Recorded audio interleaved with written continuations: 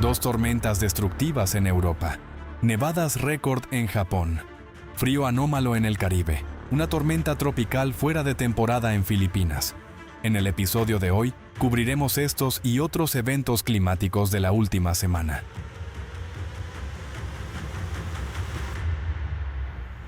Borrasca Leonardo.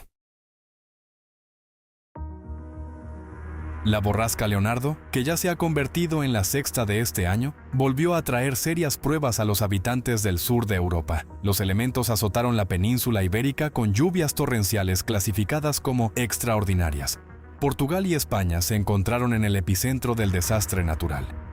El desbordamiento del río Sado convirtió las calles de la ciudad de Alcácer do Sal en torrentes impetuosos, y en algunos lugares el nivel del agua alcanzó los 2 metros. Las personas afirmaron que nunca antes habían experimentado una fuerza del agua de tal magnitud. Parques infantiles, viviendas y negocios quedaron anegados.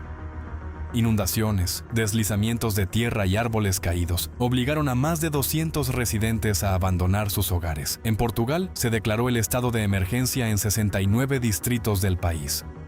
Tras cruzar los Pirineos, la borrasca golpeó Andalucía, en España. Más de 7.000 residentes fueron evacuados. Las clases en las escuelas fueron canceladas de forma masiva y los puertos marítimos se cerraron en toda la región. Las conexiones ferroviarias en rutas estratégicamente importantes se vieron gravemente afectadas y alrededor de 50 autopistas fueron cerradas, debido a los fuertes vientos en el gran aeropuerto Málaga Costa del Sol. Una aeronave de pasajeros no pudo aterrizar y muchos vuelos fueron desviados a otras regiones de España. En tan solo 16 horas, más de 400 milímetros de precipitaciones cayeron sobre la localidad montañosa de Grazalema, casi la norma anual. El agua penetró a través de las paredes de las casas y descendió en corrientes por las estrechas calles de piedra, convirtiendo la ciudad turística en una zona de desastre. Los residentes se vieron obligados a abrir huecos en los muros exteriores para drenar el agua, ya que no había otras opciones. Muchos fueron evacuados de urgencia y alojados en refugios temporales en la cercana Ronda. En Alemania, el 5 de febrero, las nevadas y la lluvia helada paralizaron el aeropuerto de Berlín. Desde la mañana, todas las operaciones de vuelo fueron suspendidas, ya que era imposible eliminar el hielo de las aeronaves. La capa de líquido anticongelante se congelaba antes de que pudiera aplicarse una segunda capa protectora. El norte de África también se vio afectado por la borrasca Leonardo. En Marruecos, las fuertes lluvias provocaron el desbordamiento de ríos y embalses. Inundaciones repentinas y deslizamientos de tierra obligaron a 108.000 personas a abandonar urgentemente sus hogares. En la provincia de Larach, un deslizamiento destruyó una vivienda en la que murieron 3 mujeres. El desastre se cobró 2 vidas más en Portugal y España. Borrasca Marta. Tan solo unos días después, el 7 de febrero, otra borrasca, denominada Marta, azotó España y Portugal. Impactó sobre suelos ya saturados de humedad, lo que intensificó las inundaciones. Al sur de Lisboa, en el Portugal continental, la borrasca trajo fuertes lluvias y vientos intensos con rachas que superaron los 70 kilómetros por hora. Más de 100.000 residentes se quedaron sin electricidad. Debido a las severas condiciones meteorológicas, 3 municipios pospusieron las elecciones presidenciales previstas para el 8 de febrero. El desastre se cobró la vida de 2 personas. El sur y el oeste de España fueron azotados por lluvias continuas. Según los agricultores, los daños a los cultivos son catastróficos. Miles de hectáreas de brócoli, zanahorias y coliflor quedaron sumergidas bajo el agua. En las zonas bajas, el agua inundó plantaciones de cítricos, huertos y pastizales. En la provincia de Almería, vientos con fuerza de huracán destruyeron invernaderos de hortalizas y también dañaron caminos rurales y accesos a las fincas. Frío anómalo. Casi todo el Distrito Federal Central de Rusia estuvo bajo la influencia de un frío anómalo a principios de febrero. En muchas regiones se registraron temperaturas extremadamente bajas, más propias de las zonas siberianas que de la parte europea del país. Las heladas anormales en las regiones de Penza, Belgorod, Vorónezh y Kursk estuvieron acompañadas de descensos de temperatura hasta menos 30 grados Celsius y por debajo, mientras que los valores medios diarios fueron de 19 a 23 grados inferiores a la norma climática. En la República de Komi se registró la helada más severa, casi menos 42 grados Celsius. Cabe señalar que las heladas extremas no duraron solo un día, sino que persistieron durante un periodo prolongado. En el contexto de los inviernos cálidos y suaves de los últimos años, esto resulta especialmente llamativo. En Moscú, las temperaturas fueron significativamente más bajas que los valores típicos de febrero. El 3 de febrero se registraron en la capital menos 21,6 grados Celsius, mientras que la media mínima mensual aquí es de menos 8,8 grados Celsius. Lituania también quedó bajo el dominio de un frío anómalo, intensas nevadas y vientos racheados. En la ciudad de Sheduva, el 2 de febrero, la temperatura descendió hasta menos 34,3 grados Celsius. Un frío así no se había registrado en el país durante 30 años. Debido a las condiciones meteorológicas extremas, el transporte público funcionó con interrupciones y algunas escuelas pasaron al aprendizaje a distancia. Las temperaturas extremadamente bajas provocaron una fuerte tensión y la rotura de líneas eléctricas aéreas. Alrededor de 10.000 personas se quedaron sin electricidad. Los residentes mantuvieron sus estufas encendidas las 24 horas para protegerse del frío. Al menos 30 personas sufrieron hipotermia y congelación de las extremidades, en ocasiones con riesgo de amputación. Como resultado del frío extremo, 3 personas murieron en el país. Ucrania también fue golpeada por fuertes heladas. A principios de febrero, en el norte y el oeste del país, los termómetros descendieron hasta menos 30 grados Celsius y las autoridades declararon nivel rojo de peligro. En Kiev, debido al empeoramiento del tiempo y a una fuerte caída de la temperatura, la labra de las cuevas de Kiev fue cerrada temporalmente a los visitantes. Un fenómeno natural inusual ocurrió en la región de Zaporizhzhia. El mar de Azov se congeló más de 200 metros desde la orilla. Los residentes locales señalan que casos así no se habían producido desde hacía al menos 15 años. En la región de Kirovogrado, una helada de menos 22 grados Celsius provocó que el suelo se congelara hasta una profundidad de medio metro, mientras que la capa superior de los campos quedó cubierta por una costra de hielo. Los especialistas señalan que tales condiciones meteorológicas representan una seria amenaza para la supervivencia de los cultivos de invierno como la colza, la cebada y el trigo. En Cuba, el 3 de febrero, por primera vez en toda la historia de las observaciones, el termómetro descendió hasta 0 grados Celsius. La vegetación cerca de la estación meteorológica quedó cubierta de escarcha. Una masa de aire frío se extendió por la mayor parte del país. En 32 estaciones meteorológicas, las temperaturas descendieron hasta 10 grados Celsius positivos y por debajo, un fenómeno extremadamente inusual para los trópicos. También hizo un frío anómalo en las Bahamas. En la ciudad de Freeport, la temperatura bajó hasta 10,8 grados Celsius, lo que se convirtió en la temperatura más baja jamás registrada en el país. En Guatemala también se estableció un récord nacional de temperatura mínima. Japón. Desde el 20 de enero, Japón ha sido golpeado por el desastre de nieve más grave de las últimas décadas, que afectó a 15 prefecturas, provocó una destrucción significativa de infraestructuras y se cobró decenas de vidas. Las zonas más afectadas fueron las situadas a lo largo de la costa del mar de Japón. La capa de nieve en la prefectura de Aomori, el 1 de febrero, alcanzó 183 centímetros, casi 3 veces la norma climática.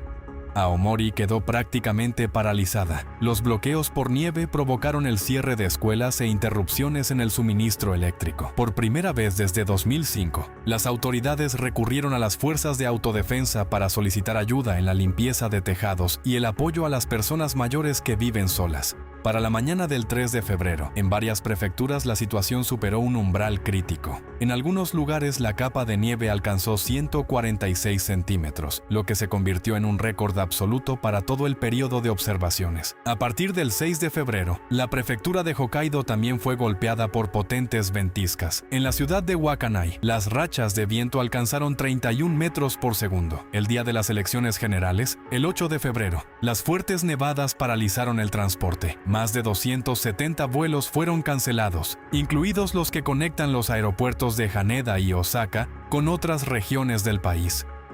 En las líneas Tokaido y Sanyo, Los trenes de alta velocidad Shinkansen operaron con retrasos. Ese mismo día en Tokio, donde cayeron 5 centímetros de nieve, ocurrió un accidente múltiple en un puente helado que involucró a 7 coches. 6 personas resultaron heridas.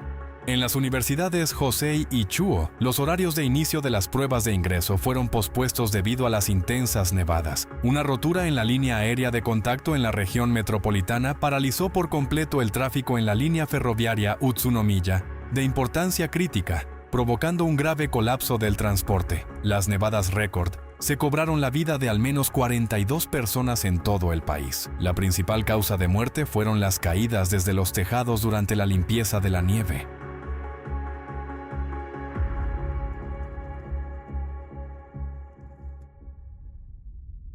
Kazajistán.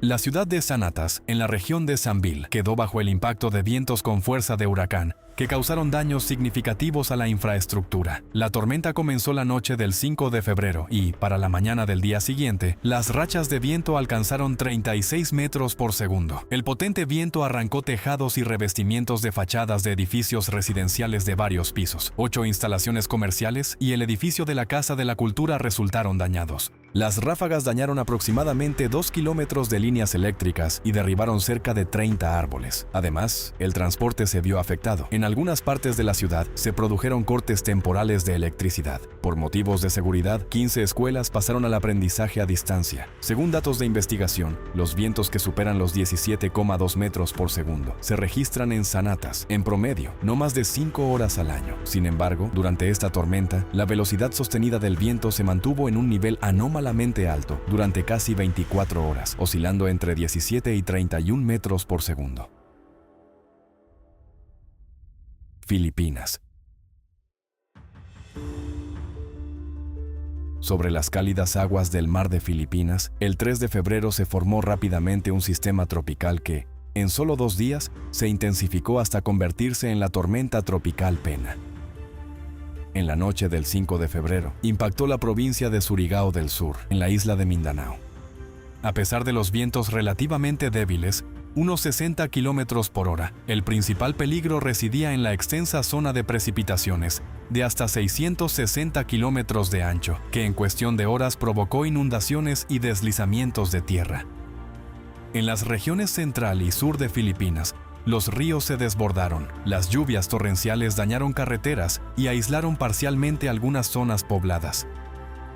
La ciudad de Iligan y las áreas circundantes de la provincia de Misamis Oriental fueron especialmente afectadas. El agua inundó rápidamente los distritos bajos, arrasando viviendas situadas a orillas de los ríos y arrastrando vehículos corriente abajo. Los residentes evacuaron urgentemente hacia zonas más altas, pero algunos quedaron atrapados en sus casas. En la ciudad de Cagayán de Oro, las lluvias torrenciales provocaron un deslizamiento de tierra que sepultó una vivienda, causando la muerte de una familia de 4 personas.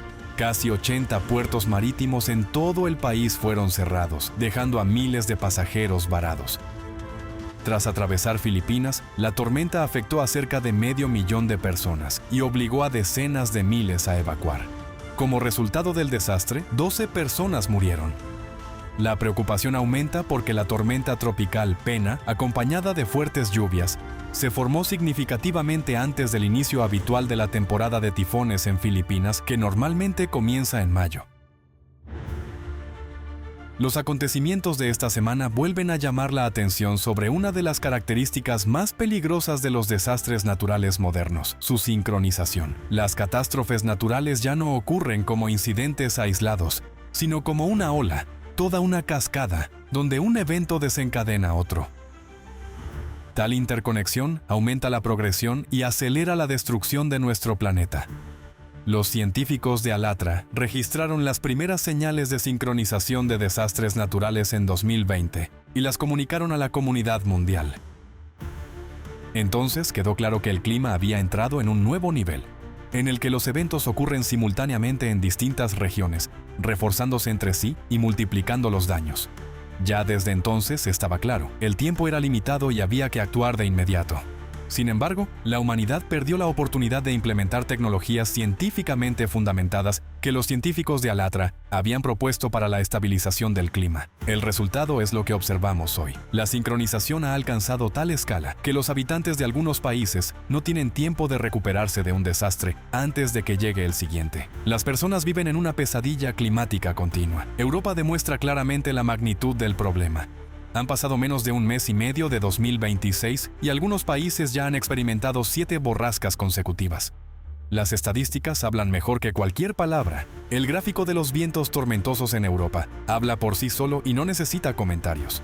Todo esto sirve como recordatorio del valor del tiempo y de la necesidad de actuar de inmediato, mientras todavía exista una base científica, laboratorios, centros de monitoreo y especialistas capaces de encontrar una solución. Cada vez más personas comprenden que los procesos destructivos no se detendrán sin una intervención humana consciente. Por eso cientos de miles de personas ya están compartiendo esta información con amigos, conocidos y sus comunidades, entendiendo que solo una comprensión compartida de la magnitud de la crisis por parte de todas las personas del planeta puede acelerar la búsqueda de una solución. Actúan por el bien de la vida, la suya y la de sus hijos.